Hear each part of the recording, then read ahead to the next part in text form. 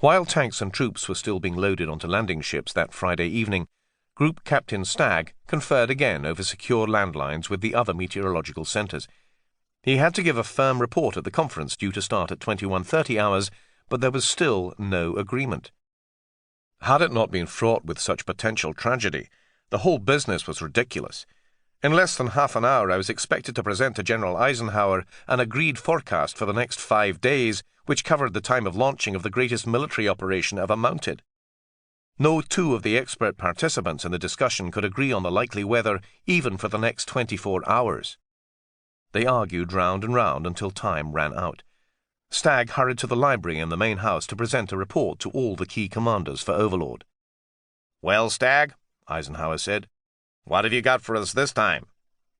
Stagg felt compelled to follow his own instinct and overlook the more optimistic views of his American colleagues at Bushy Park. The whole situation from the British Isles to Newfoundland has been transformed in recent days and is now potentially full of menace.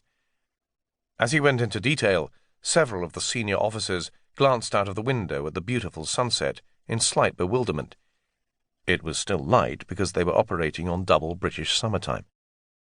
After questions about the weather for the airborne drops, Eisenhower probed further about the likely situation on the 6th and 7th of June. There was a significant pause, according to Tedder. "If I answered that, sir," Stagg replied, "I would be guessing, not behaving as your meteorological adviser." Stagg and his American counterpart, Colonel D.N. Yates, withdrew, and soon General Bull came out to tell them that there would be no change of plan for the next 24 hours.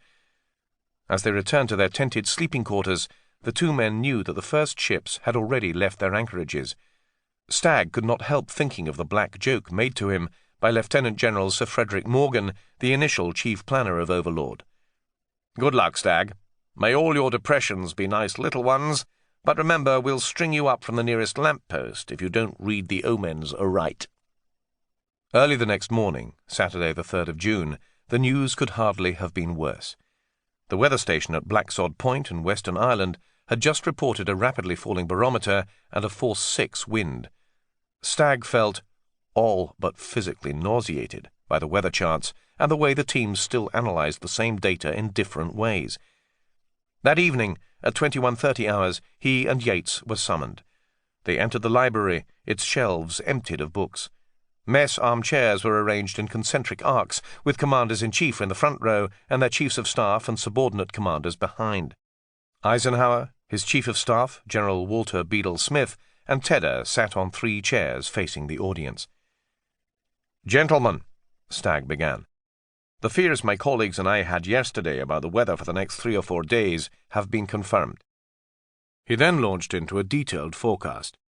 It was a gloomy picture of rough seas, winds up to force 6, and low cloud. "Throughout this recital," Stagg wrote later, "General Eisenhower sat motionless, with his head slightly to one side resting on his hand, staring steadily towards me. All in the room seemed to be temporarily stunned." Not surprisingly, Eisenhower felt compelled to recommend a provisional postponement. It was not a good night for Eisenhower.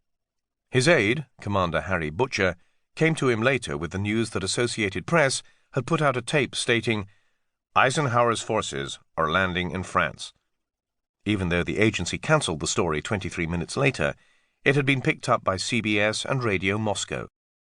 "He sort of grunted," Butcher noted in his diary. When Stagg went off to his tent at about midnight, having heard of the provisional postponement, it was strange to look up between the trees and see that the sky was almost clear and everything around was still and quiet. Stagg did not attempt to sleep. He spent the early hours of the morning writing up detailed notes of all discussions.